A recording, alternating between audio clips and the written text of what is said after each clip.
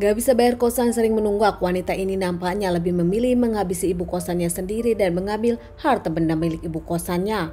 Usai melakukan aksinya, dirinya check-in dan memanggil seorang lelaki. Kisah nyata yang aku ceritakan kali ini terjadi di Pemantang Siantar.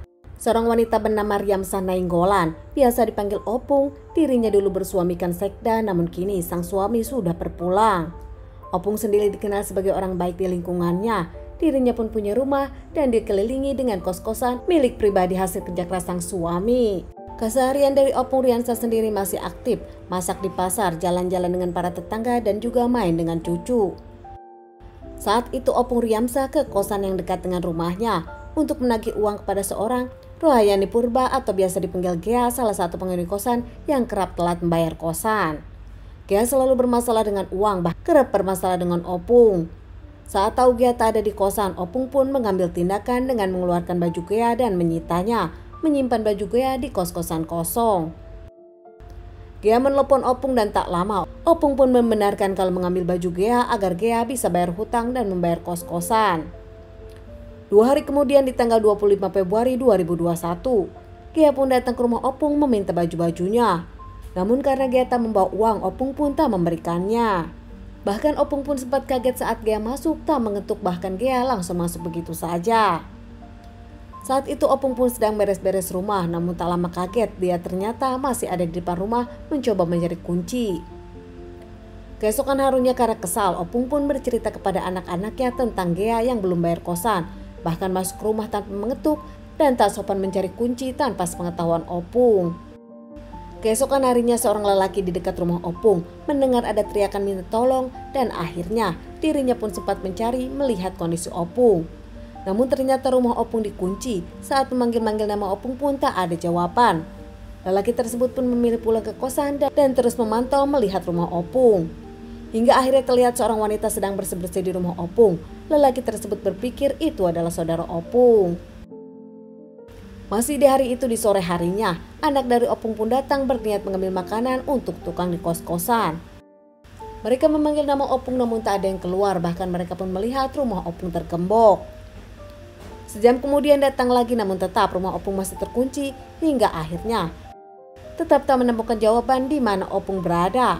Saat ditelepon handphone tak aktif, keluarga pun akhirnya langsung memaksa masuk dengan merusak kunci. Menantu Opung bahkan sempat menelpon menanyakan kepada Gea penghuni kosan, namun Gea menyebutkan dirinya tak menemukan Opung dan tak melihat Opung di kosan. Karena penasaran, anak dan menantu Opung pun sempat datang ke kosan, namun benar di sana Opung pun tak ada. Anak-anak dari Opung pun kembali ke rumah Opung dan tak lama melihat Gea datang. Gea datang membayar uang kosan dan bilang dirinya akan pindah. Anak dengan menantu Opung saat itu merasa tak nyaman, namun mereka tetap penasaran kemana Opung berada. Merasa ada yang aneh hingga akhirnya anak dan menantu Opung pun melaporkan kepada pihak kepolisian tentang kehilangan sang ibu. Tak lama pihak kepolisian datang ke rumah Opung. Saat itu mereka pun menyelidiki semuanya termasuk gudang, namun nampaknya Opung tak ada. Mereka pun mencari kepada para tetangga, namun menurut para tetangga Opung tak pernah kemana-mana, selalu ada di rumahnya.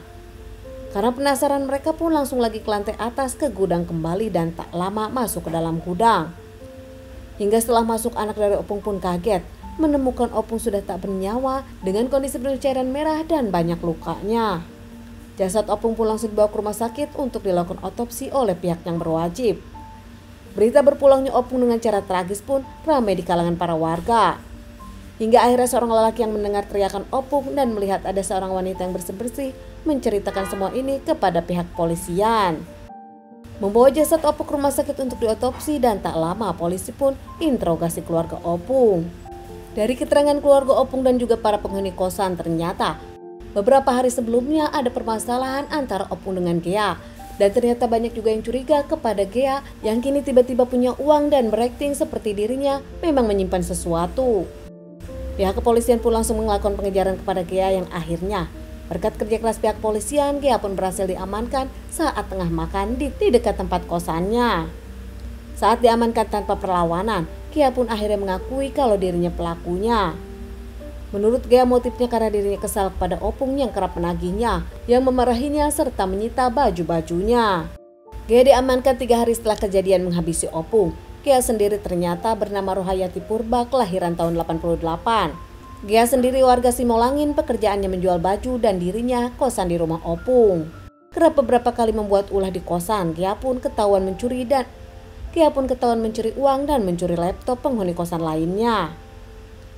Dari tempat Opung berulah lagi dan telat membayar kosan, Gia sendiri mengungkapkan dirinya menghabisi Opung dan mengambil harta benda Opung. Gia mengambil handphone dan juga uang Opung senilai 800.000.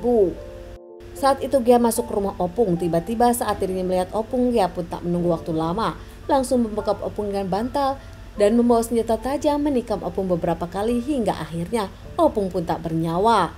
Menggeser Opung ke gudang, menguncinya dari luar, Gia pun beres-beres sebelum meninggalkan rumah Opung.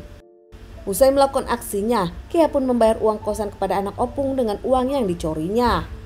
Bahkan tak lama, Gia pun check-in di hotel dengan bayaran 200.000 dan menelepon seorang lelaki. Gia sempat melakukan hubungan dengan seorang lelaki yang ternyata sopir angkot. Tak lama, Gia sendiri diamankan usai melakukan hubungan dengan lelaki tersebut.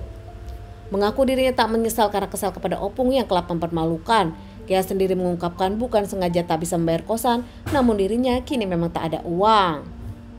Diamankan terkait permasalahan ini, Gia pun mendapatkan beberapa kali persidangan hingga akhirnya divonis hukuman 18 tahun penjara.